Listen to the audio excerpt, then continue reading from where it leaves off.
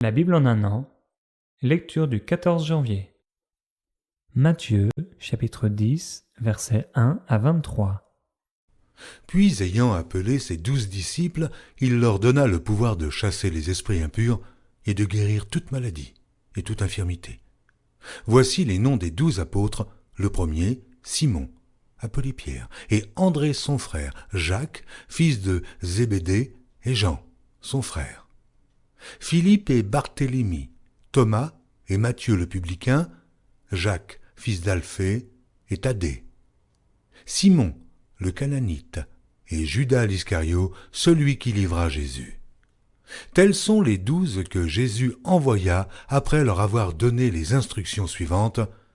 N'allez pas vers les païens, et n'entrez pas dans les villes des Samaritains. Allez plutôt vers les brebis perdues de la maison d'Israël. Allez, prêchez et dites, le royaume des cieux est proche. Guérissez les malades, ressuscitez les morts, purifiez les lépreux, chassez les démons. Vous avez reçu gratuitement, donnez gratuitement. Ne prenez ni or, ni argent, ni monnaie dans vos ceintures, ni sac pour le voyage, ni de tunique, ni souliers, ni bâton, car l'ouvrier mérite sa nourriture. Dans quelque ville ou village que vous entriez, informez-vous s'il s'y trouve quelque homme digne de vous recevoir, et demeurez chez lui jusqu'à ce que vous partiez. En entrant dans la maison, saluez-la. Et si la maison en est digne, que votre paix vienne sur elle. Mais si elle n'en est pas digne, que votre paix retourne à vous. Lorsqu'on ne vous recevra pas et qu'on n'écoutera pas vos paroles, sortez de cette maison ou de cette ville et secouez la poussière de vos pieds. Je vous le dis en vérité, au jour du jugement, le pays de Sodome et de Gomorrhe sera traité moins rigoureusement que cette ville-là. Voici, je vous envoie comme des brebis au milieu des loups. Soyez donc prudents, comme les serpents, et simples, comme les colombes. Mettez-vous en garde contre les hommes, car ils vous livreront aux tribunaux, et ils vous battront de verges dans leurs synagogues. Vous serez menés à cause de moi devant des gouverneurs et devant des rois, pour servir de témoignage à eux et aux païens. Mais quand on vous livrera, ne vous inquiétez ni de la manière dont vous parlerez, ni de ce que vous direz. Ce que vous aurez à dire vous sera donné à l'heure même. Car ce n'est pas vous qui parlerez, c'est l'Esprit de votre Père qui parlera en vous. Le frère livrera son frère à la mort, et le père à son enfant. Les enfants se soulèveront contre leurs parents et les feront mourir. Vous serez haïs de tous à cause de mon nom, mais celui qui persévérera jusqu'à la fin sera sauvé. Quand on vous persécutera dans une ville, fuyez dans une autre.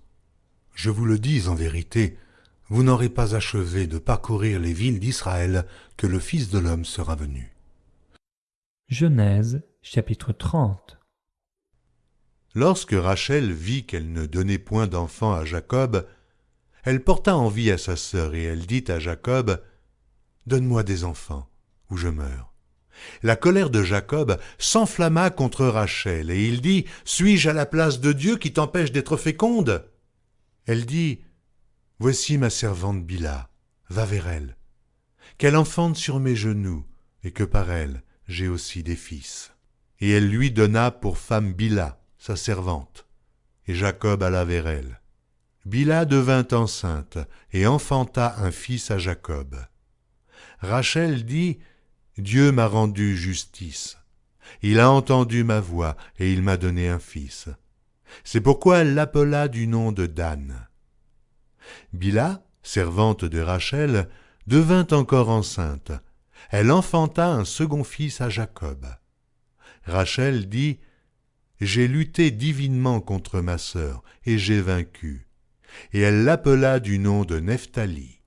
Léa, voyant qu'elle avait cessé d'enfanter, prit Zilpa, sa servante, et la donna pour femme à Jacob. Zilpa, servante de Léa, enfanta un fils à Jacob. Léa dit, « Quel bonheur !» et elle l'appela du nom de Gad. Zilpa, servante de Léa, enfanta un second fils à Jacob. Léa dit, « Que je suis heureuse, car les filles me diront heureuse. » et elle l'appela du nom d'Azer. Ruben sortit au temps de la moisson des blés, et trouva des mandragores dans les champs. Il les apporta à Léa, sa mère. Alors Rachel dit à Léa, « Donne-moi, je te prie, des mandragores de ton fils. » Elle lui répondit, « Est-ce peu que tu aies pris mon mari, pour que tu prennes aussi les mandragores de mon fils ?» Et Rachel dit, « Eh bien, il couchera avec toi cette nuit pour les mandragores de ton fils. » Le soir, comme Jacob revenait des champs, Léa sortit à sa rencontre et dit, « C'est vers moi que tu viendras, car je t'ai acheté pour les mandragores de mon fils. » Et il coucha avec elle cette nuit. Dieu exauça Léa qui devint enceinte et enfanta un 5e fils à Jacob. Léa dit, « Dieu m'a donné mon salaire, parce que j'ai donné ma servante à mon mari. » Et elle l'appela du nom d'Issachar. Léa devint encore enceinte et enfanta un 6e fils à Jacob. Léa dit, « Dieu m'a fait un beau don. Cette fois, mon mari habitera avec moi, car je lui ai enfanté 6 fils. » Et elle l'appela du nom de Zabulon. Ensuite, elle enfanta une fille, qu'elle appela du nom de Dina. Dieu se souvint de Rachel, il l'exauça, et il la rendit féconde. Elle devint enceinte et enfanta un fils, et elle dit, « Dieu a enlevé mon opprobre. » Et elle lui donna le nom de Joseph en disant, « Que l'Éternel m'ajoute à notre fils. » Lorsque Rachel eut enfanté Joseph, Jacob dit à Laban, « Laisse-moi partir, pour que je m'en aille chez moi, dans mon pays. Donne-moi mes femmes et mes enfants, pour lesquels je t'ai servi, et je m'en irai, car tu sais quel service j'ai fait pour toi. » Laban lui dit, « Puissais-je trouver grâce à tes yeux? Je vois bien que l'Éternel m'a béni à cause de toi. Fixe-moi ton salaire, et je te le donnerai. » Jacob lui dit, « Tu sais comment je t'ai servi, et ce qu'est devenu ton troupeau avec moi. Car le peu que tu avais avant moi, c'est beaucoup accru, et l'Éternel t'a béni sur mes pas. Maintenant, quand travaillerai-je aussi pour ma maison? » Laban dit, « Que te donnerai-je? » Et Jacob répondit, « Tu ne me donneras rien. Si tu consens à ce que je vais te dire, je ferai paître encore ton troupeau et je le garderai. Je parcourrai aujourd'hui tout ton troupeau. Mais à part parmi les brebis tout agneau tacheté et marqueté et tout agneau noir, et parmi les chèvres, tout ce qui est marqueté et tacheté sera mon salaire. Ma droiture répondra pour moi.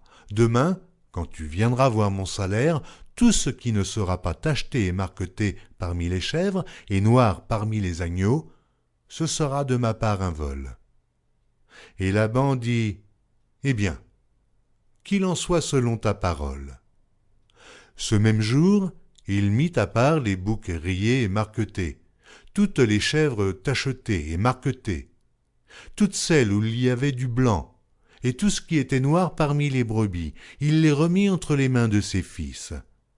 Puis il mit l'espace de 3 journées de chemin entre lui et Jacob. Et Jacob fit paître le reste du troupeau de Laban. Jacob prit des branches vertes de peuplier, d'amandier et de platane. Il y pela des bandes blanches, mettant à nu le blanc qui était sur les branches. Puis il plaça les branches qu'il avait pelées dans les auges, dans les abreuvoirs, sous les yeux des brebis qui venaient de boire. Puis il plaça les branches qu'il avait pelées dans les auges, dans les abreuvoirs, sous les yeux des brebis qui venaient boire, pour qu'elles entrassent en chaleur en venant boire. Les brebis entraient en chaleur près des branches, et elles faisaient des petits rayés, tachetés et marquetés. Jacob séparait les agneaux, et il mettait ensemble tout ce qui était rayé et tout ce qui était noir dans le troupeau de Laban. Il se fit ainsi des troupeaux à part, qu'il ne réunit point au troupeau de Laban. Toutes les fois que les brebis vigoureuses entraient en chaleur, Jacob plaçait les branches dans les auges, sous les yeux des brebis, pour qu'elles entrassent en chaleur près des branches. Quand les brebis étaient chétives, il ne les plaçait point, de sorte que les chétives étaient pour Laban et les vigoureuses pour Jacob. Cet homme devint de plus en plus riche. Il eut du menu bétail en abondance, des servantes et des serviteurs, des chameaux et des ânes. Genèse, chapitre 31, versets 1 à 16.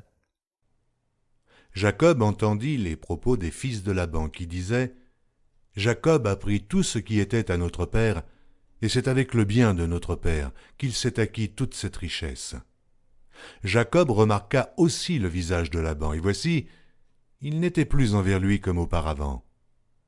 Alors l'Éternel dit à Jacob, « Retourne au pays de tes pères, et dans ton lieu de naissance, et je serai avec toi. » Jacob fit appeler Rachel et Léa, qui étaient au champ vers son troupeau.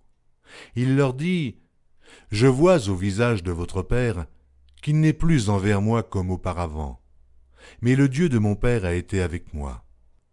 Vous savez vous-même que j'ai servi votre père de tout mon pouvoir, et votre père s'est joué de moi et a changé 10 fois mon salaire, mais Dieu ne lui a pas permis de me faire du mal. Quand il disait, « Les tachetés seront ton salaire », toutes les brebis faisaient des petits tachetés. Et quand il disait, « Les rayés sont ton salaire », toutes les brebis faisaient des petits rayés. Dieu a pris à votre père son troupeau et me l'a donné. Au temps où les brebis entraient en chaleur, je levai les yeux, et je vis en songe que les boucs qui couvraient les brebis étaient rayés, tachetés et marquetés. Et l'ange de Dieu me dit en songe, « Jacob !» Je répondis, « Me voici. » Et il dit, « Lève les yeux et regarde. Tous les boucs qui couvrent les brebis sont rayés, tachetés et marquetés, car j'ai vu tout ce que te fait Laban. Je suis le Dieu de Béthel, où tu as oint un monument, où tu m'as fait un vœu. Maintenant lève-toi, sors de ce pays, et retourne au pays de ta naissance. » Rachel et Léa répondirent et lui dirent, « Avons-nous encore une part et un héritage dans la maison de notre père?